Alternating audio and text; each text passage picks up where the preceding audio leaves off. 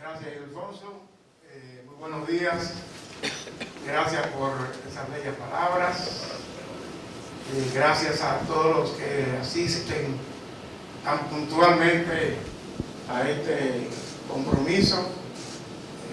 Primero, revela la disciplina de esta asociación y de este grupo, y también pues el cariño hacia quien inicia este ciclo de encuentros con motivo del aniversario de la ACD. Yo quiero también dar las gracias no solamente a los de la membresía de la ACD, sino a los expresidentes Timo, Marimilio, al comisionado del Caribe, Juan Puello Herrera, directo amigo de muchísimo tiempo, por su asistencia a este evento. Satoki está por aquí también, presente en la Liga Dominicana, así que gracias por estar presente. Gracias, Jorge, gracias a todos los directivos de la ACD. Lo primero que yo quisiera advertir es que esto no es una cátedra, sino un conjunto de vivencias y de experiencias que han bordado el proceder de quien les habla a través de muchos años en la crónica deportiva y en los comentarios y narraciones de distintos deportes, oyendo los consejos de mucha gente. Yo hace un tiempo hice una anécdota en un encuentro de la ACD sobre la anécdota de una abeja y una avispa.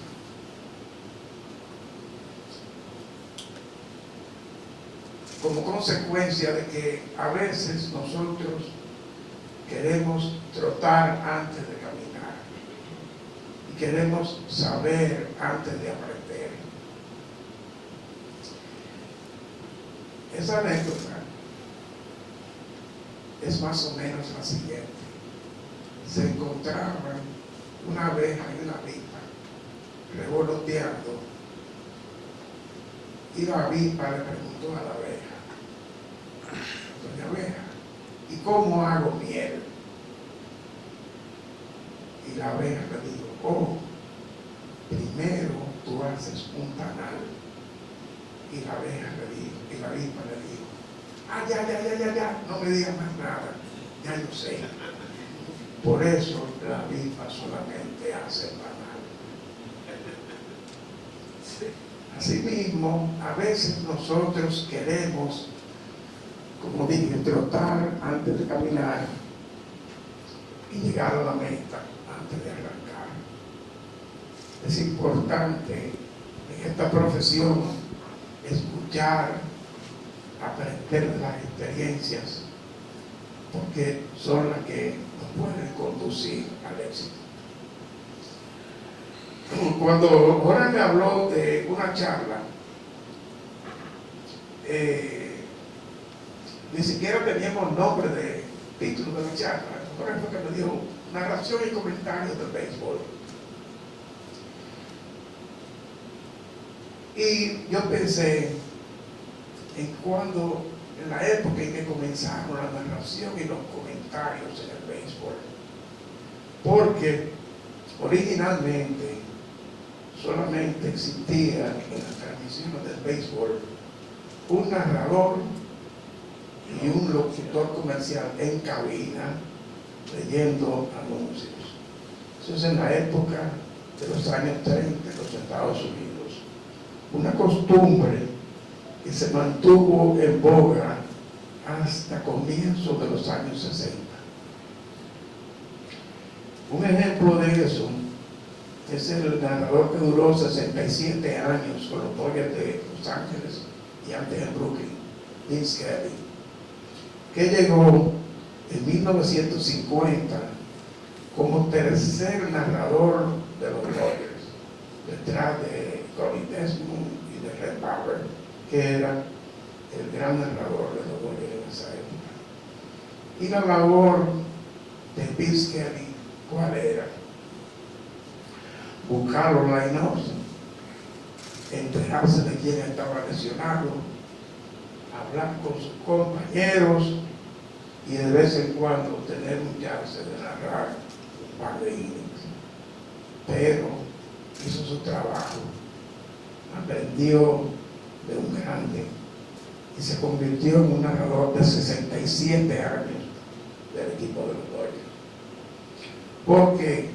Porque hizo el trabajo más bajo, con la mayor vehemencia, con el mayor ahínco.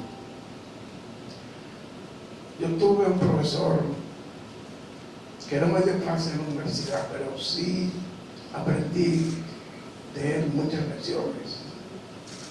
Una de ellas es esta. Se trata de don Manuel Bertier Yupani.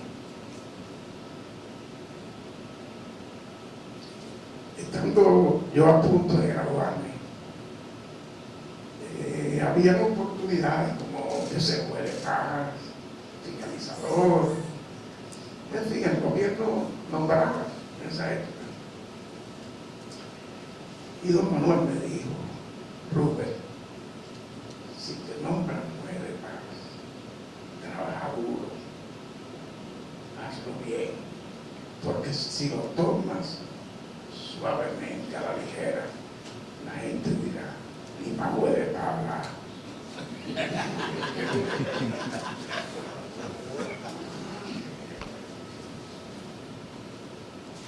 Narrador y comentarista en una cabina. Comenzó en el año 1949 en Cuba. Felo Ramírez y René Molina. Y eso se trasladó a la República Dominicana un tiempo más tarde.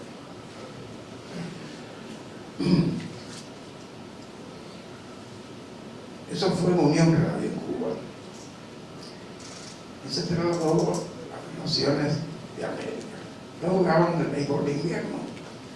Nosotros en aquella época teníamos el béisbol de verano y no teníamos comentaristas, eran narradores. ¿Quiénes? Fidencio, Saltarín, Eliseo Cabrera, Envidia y Conecta, Camionato de Isidra, Freddy Acosta Núñez, el cuarto lleno de agua. Ramón de Luna, la bola se va elevando, ganando altura, pero no había comentarista. ¿Qué pasa? En 1955 llegó al país Rafael Rubí, cubano, que había tenido la escuela de Felo Ramírez y de René Molina en Cuba, Cuco Conde y otros, y escogió a un joven llamado Cuchito Álvarez para que le acompañara en las transmisiones del béisbol. Y Rubí fue prácticamente un maestro que nos enseñó a todos los radioescuchas al béisbol. Y era tan sabiondo, tan sabio, tan conocedor, tan experto, Rubí,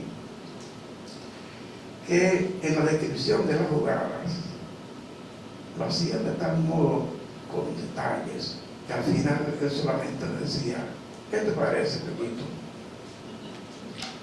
Y Cuchito asentía y comentaba o completaba lo que ya Rubí prácticamente había dicho. Eso nos lleva a lo que hablamos de la narración en el béisbol. Una vez iba yo manejando a los 18 años, más o menos, 17 años, y mi papá era un loco con la bocina. Toca bocina. Yo decía: papá, está tocando bocina en cada esquina.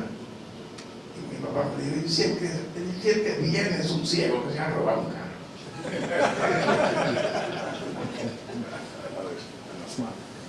Entonces, el béisbol por radio es una narración para ciegos.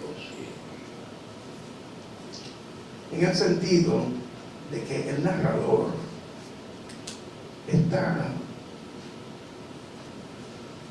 relatando, reportando lo que sucede en el juego, dando la sensación de que el que lo escucha por radio está en el terreno o está en la butaca del estadio y sabe dónde juega el tercera base, si juega adelantado, si el cielo está a mitad de camino, si el left field lo vela profundo.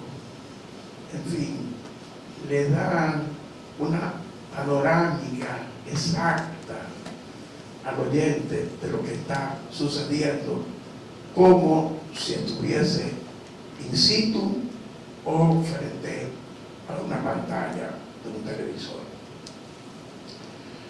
Bob Cannell era un mago en eso. Tercera base juega adelantado, el cielo a mitad de camino, lo vela bien profundo. El left batea, el left lo vela bien profundo, el centro cargado a su izquierda, en fin.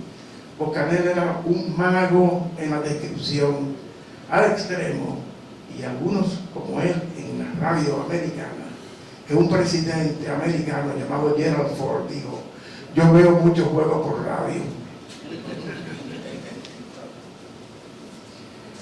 Quiere decir que cuando uno está frente a un micrófono en una cabina de radio, debe tener como meta llevar una descripción tan cabal, tan fehaciente de lo que ocurre en el campo de juego, que se convierte en un relator, en un narrador, en un relator que no deja ni siquiera el mínimo detalle para dar la sensación al que escucha de que está viendo en realidad la acción. Al mismo tiempo que un narrador de radio está describiendo un partido en medio de la monotonía del sonido, no acompañado de las imágenes, sino solamente de la imaginación, que es distinto a las imágenes. Un narrador de radio debe ser un repentista también, alguien que pueda tener la chispa suficiente para deleitar al mismo tiempo que relata. Esa es la misión del que narra por radio: relatar y deleitar. ¿Cómo?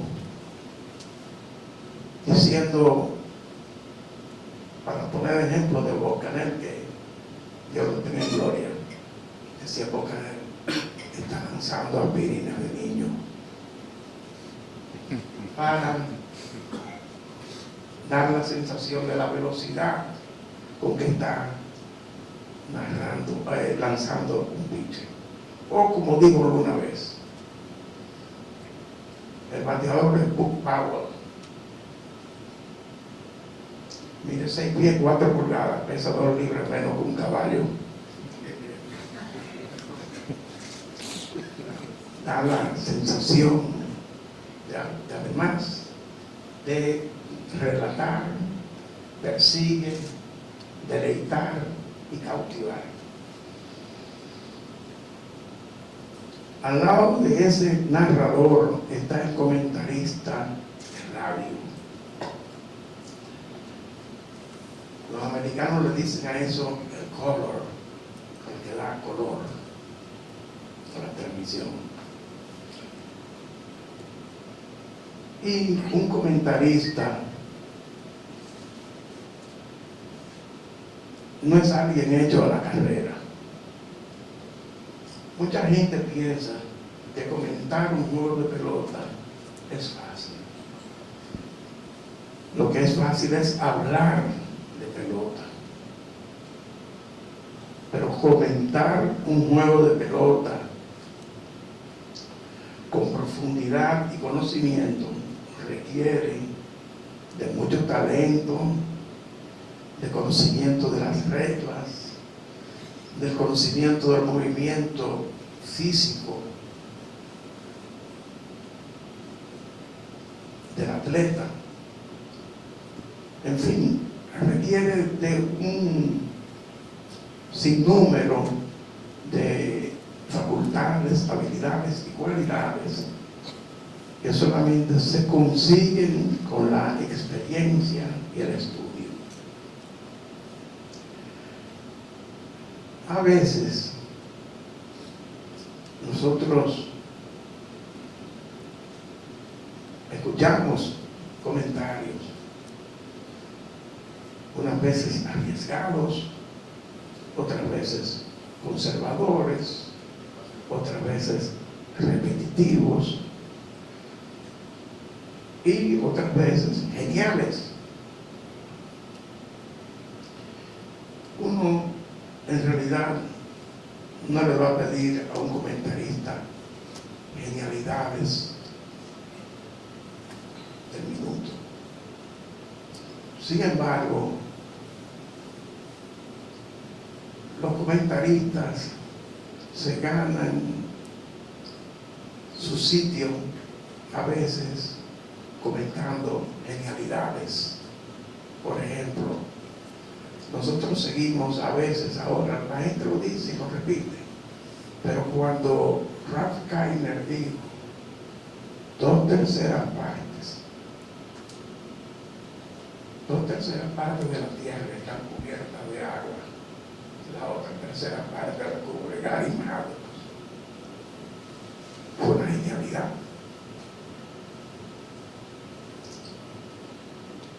Y la posteridad le ha legado eso a la posteridad, y la gente a veces lo repite. Alguien dijo, Tony Fernández hace 2 veces a la semana la jugada que un torpedero hace en una temporada.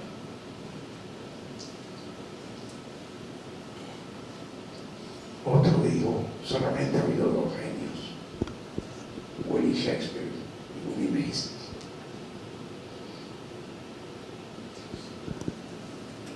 Esos son genialidades. Genialidades a las que uno debe aspirar. Como alguien dijo, lo más importante en el béisbol es lo que usted aprende después que cree que sabe. En el béisbol todos los días aprendemos más y más y más.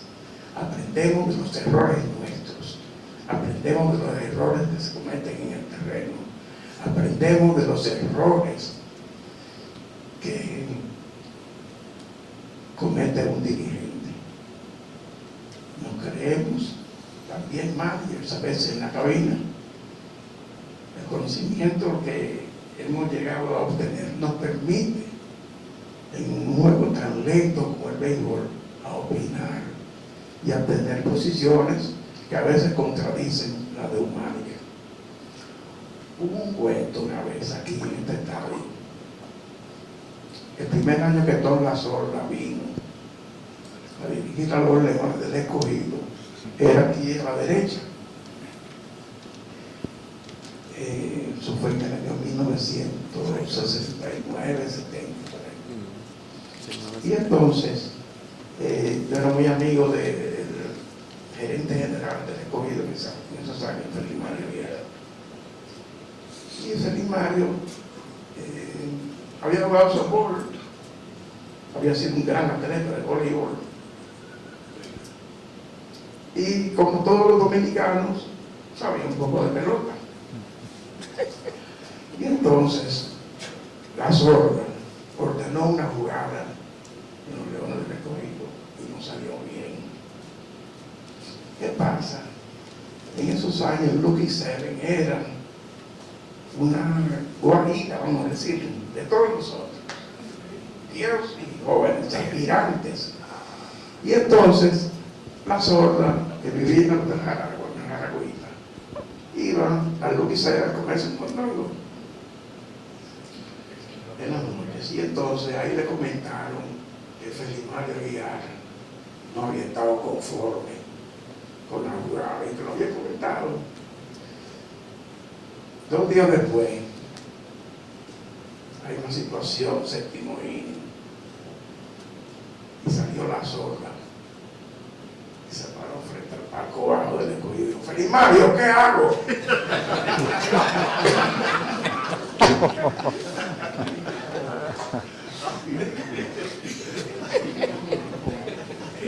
A veces, casi alguna gente de abajo ha estado tentado de pararse ahí, mirar por acá arriba, en el palco del séptimo cielo, y decir: no, ¿sabe qué hago? Toco.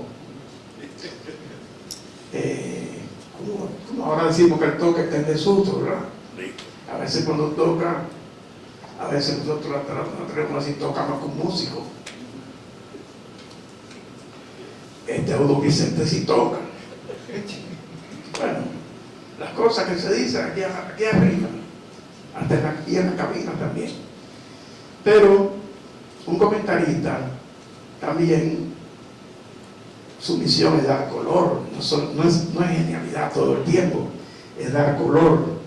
Y el color lo da que el riego a predecir.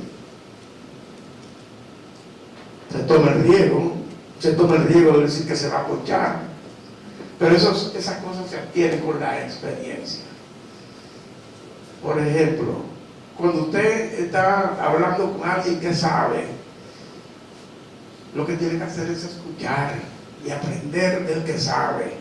¿Cómo usted sabe que hay bateadores que se ponchan como un segundo lanzamiento, con un segundo strike y no con un tercero? Porque lo ha aprendido de gente que sabe y conoce el juego. Y por ejemplo, si un bateador está en el home plate frente a un hombre que está tirando aspirina al niño, y en el segundo lanzamiento le tira una curva grande y el umpire le cambia el strike, y él no ha visto a ese bateador, a ese lanzador tirar una curva, el lanzador lo que le ha hecho es que le ha sembrado en el cerebro que existe, además de la bola rápida, esa curva, y ya le siembra la duda al bateador. Y usted se puede dar cuenta de cuando un bateador se ha ponchado con el segundo lanzamiento. Eso solamente lo da la experiencia. Uno no se debe arriesgar. Yo me arriesgué una vez en el año 1972 a decir que Tom Griffin iba a ponchar a Hank Aaron, y lo ponchó, y Billy Berroa me dijo: ay, no lo hagas más.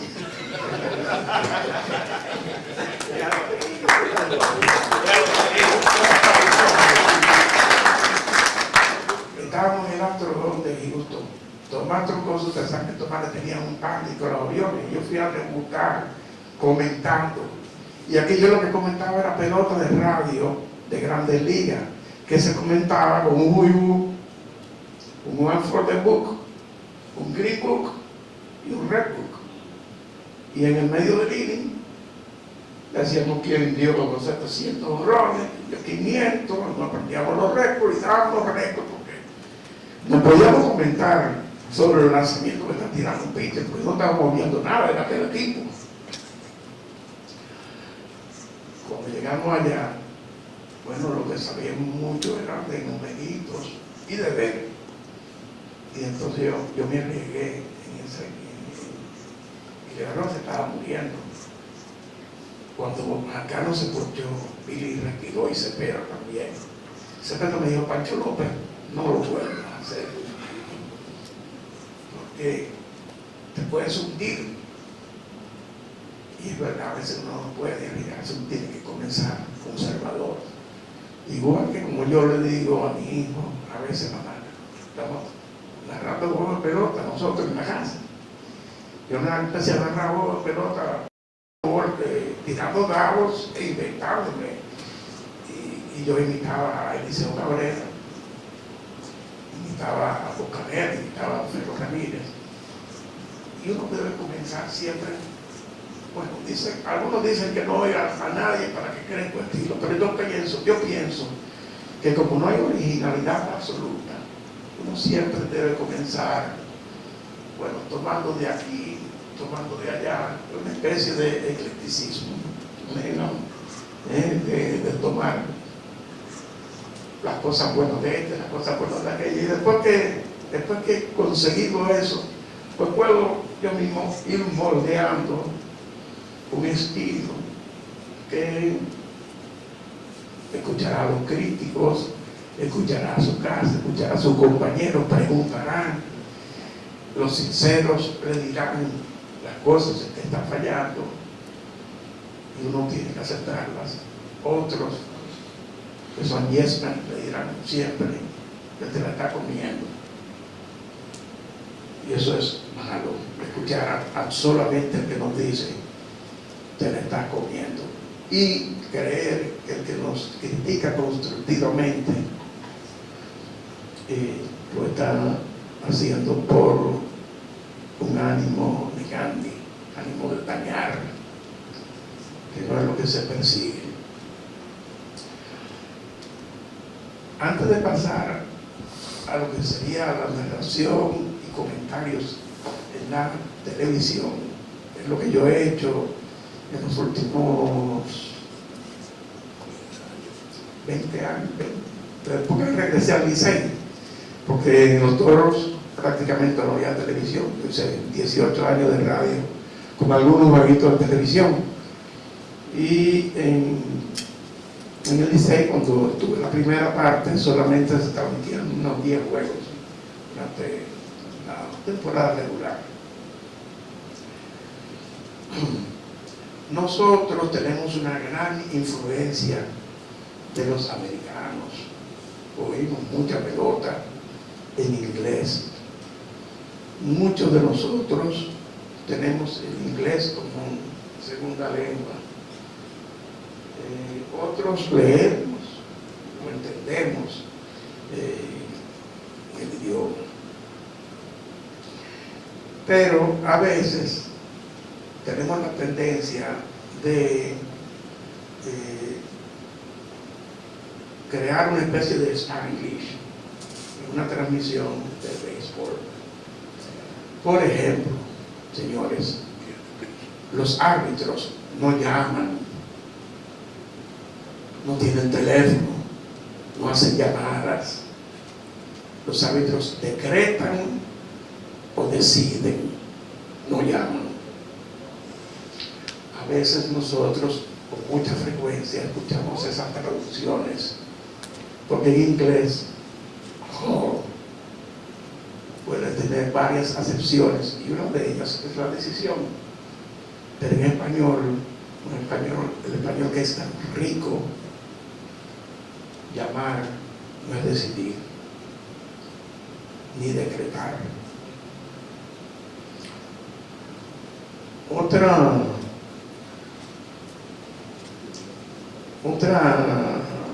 Otro adverbio y adjetivo, o adjetivo, dependiendo cómo se use, es la diferencia entre bastante, mucho y demasiado.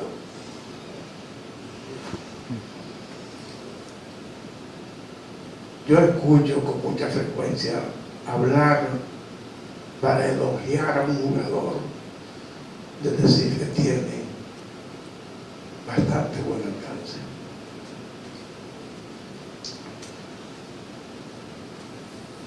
Cuando en realidad, si queremos utilizar un grado superlativo para elogiar a alguien, deberíamos decir que tiene muy buen alcance.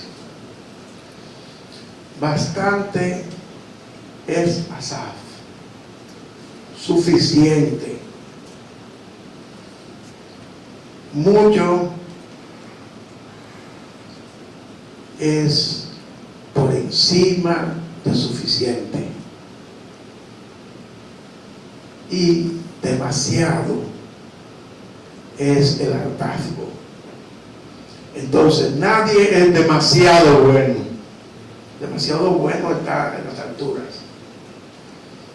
La gente es muy buena o bastante buena o mala, pero cuando vamos a elogiar a alguien, no puede ser alguien bastante bueno, porque está considerándolo promedio. Suficientemente bueno. Bueno, suficientemente bueno es que coge el rolling que le dan de frente. Entonces eso es todo suficientemente bueno, bastante bueno. ¿Por qué? Porque hace la rutina. Ahora muy bueno, ¿no? Muy bueno es el que tiene el alcance y el que tiene el brazo. Entonces usted tiene manos, alcance y brazo, no puede ser bastante bueno. Usted es muy bueno. Lo otro es que el jugador no se estrecha. No. Ni la gorra se estrecha. El jugador se estira. Hace ejercicio de estiramiento. La gorra se ensancha. No se estrecha. Si la estrecha no le va a servir. Entonces nosotros escuchamos con mucha frecuencia. Esto es a nivel de apunte, no a nivel de crítica, de apunte. El jugador no se estrecha. Si se estrecha y mide 6 pies, se pondría de 5'8". Si la cintura es 34, se pondría de 28. Y finalmente, terrible y terrífico no es lo mismo. Muchas veces nosotros leemos terrific. Terrífico mete miedo. Es tan bueno que mete miedo. La jugada ha sido terrífica, porque es tan grande la jugada que da miedo. Terrible es tragedia. Las jugadas no son terribles, porque las jugadas no son trágicas. Son 4 apuntes que yo quería marcar a lo largo de las transmisiones y comentarios en la radio. Como uno siempre tiene que dar alguna opinión, yo quería decirles que para mí el más creativo de los narradores de béisbol dominicano que yo he escuchado se llama Félix Acosta Núñez. El más creativo. El batito en la pizarra, el cuarto lleno. Ahí vienen los tanques, su majestad. Esas frases inmortalizaron la Feria Acosta Núñez al extremo que todavía a veces nosotros decimos cuarto lleno de agua. Y hay un merengue que dice ahí vienen los tanques. A propósito de Feria Acosta, entre 1951 y 1954, Feria Acosta, cuando venía a batear a Alonso Berry, le decía su majestad. Su majestad es el rey. ¿Qué pasa? Que en 1955 aquí hubo la Feria de la Paz y Confraternidad del Mundo Libre. Y la reina fue Angelita Trujillo. Y si a Berry le decía majestad, era el marido de Angelita. Porque en los titulares y en los pies de foto, Angelita Trujillo, María de los Ángeles del Corazón de Jesús Trujillo y Martínez, se llamaba su graciosa majestad. ¿Qué sucedió? Que Feria Acosta, a partir de 1955, en los años que jugó Berry en la pelota, lo degradó el príncipe azul.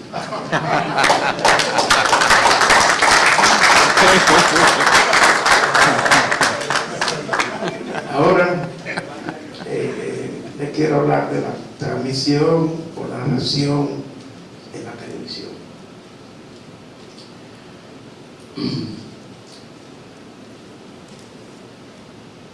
Hay mucha gente que cuando el narrador que están comentando en la televisión es tan malo, que dice, lo muteo, como dicen ahora los muchachos, lo muteo, y se queda viendo el juego, las imágenes, y sigue el juego de béisbol. Ese es el reto que tiene el narrador del béisbol, que no lo pongan en mute,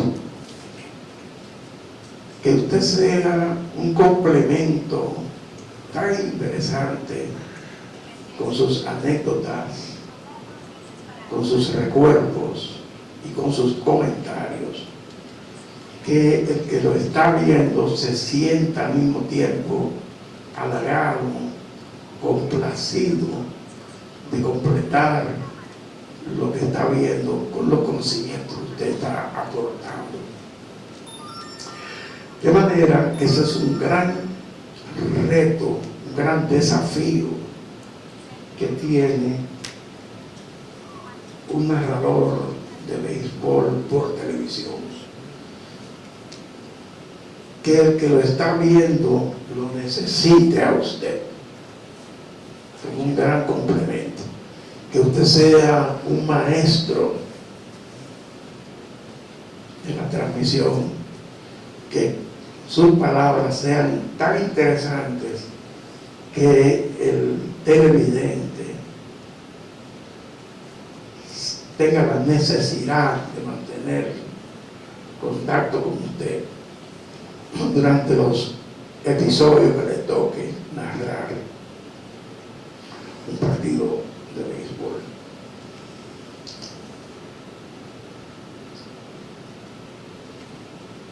El comentarista de la televisión es un complemento que puede ser interesante, valioso, un agregado. Es como decimos a veces, la cereza del pastel encima del pastel. Esa es la misión que tiene un comentarista de béisbol en la televisión, que la cereza corone el delicioso pastel que le ha transmitido el narrador. El comentarista no puede pretender ir por encima del narrador, sino complementarlo, es decir, enriquecer con sus conocimientos del juego las frases con las cuales el narrador ha acompañado las imágenes que la gente está viendo, como por ejemplo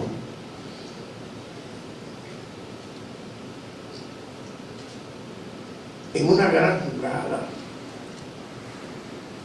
en el bosque, la atrapada ya fue descrita, las imágenes fueron vistas. ¿Qué le corresponde a un comentarista? Señalar por qué sucedió esa jugada o por qué no ocurrió. Por el buen brinco, por el buen brazo, porque tiró al hombre del corte a tiempo, porque cogió la bola de rebote, en fin, porque atacó la bola en el batazo arrastrado, en fin. Esas son las cosas que complementan una descripción de un partido narrado en la televisión. Una vez alguien fue a comentar en el Astrodome de Houston una jugada que hizo César Cedeño en un episodio. Dieron un batazo en Turner Center. En esa época casi la gente no se deslizaba para coger los batazos, la gente hablaba de cordón de zapatos. La jugada que se realizaba, nadie se tiraba, era cordón de zapatos. Y Cedeño atrapó una bola deslizándose en Turner Center y después dio una prueba y center. Y el narrador de los Astros de Houston, bueno, describió la jugada de Cedeño. Y el comentarista, cuando le tocó, dijo: César Cedeño juega left center y right al mismo tiempo. Entonces complementó, puso la cereza encima del pastel. Y esa es la misión que tiene el comentarista de la televisión.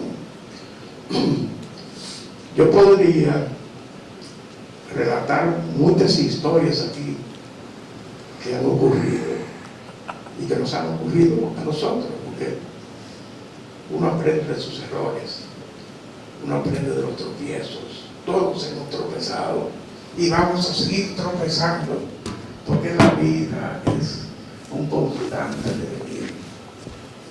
Y entonces, como dice un filósofo, nadie se baña dos veces en un mismo río. Pues las aguas siguen pasando y pasando y pasando, y son otras aguas. Y así mismo en la pelota, todos los días vamos a aprender algo nuevo, hasta de las burradas que comete la gente, para no cometerlas nosotros.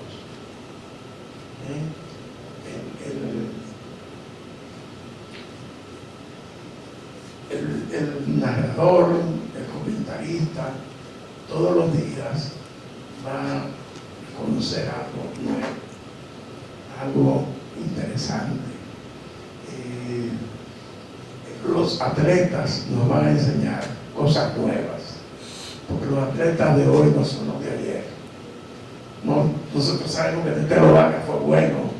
Vimos algunos Tetelos en sus últimos años, los más viejos de nosotros pudimos ver a Tetelo. Y fue el gamo dominicano, Tetelo. Y después apareció Felipe, después apareció Cedeño, después aparecieron ya todos estos muchachos de esta época. Y uno, bueno, piensa en cómo van cambiando los atletas y cómo nosotros vamos aprendiendo de esos. Por eso, siempre hay cosas nuevas, como las jugadas. Las jugadas, señores. Las jugadas son como las muchachas bonitas. Siempre la última que sucede es la mejor. Muchas gracias.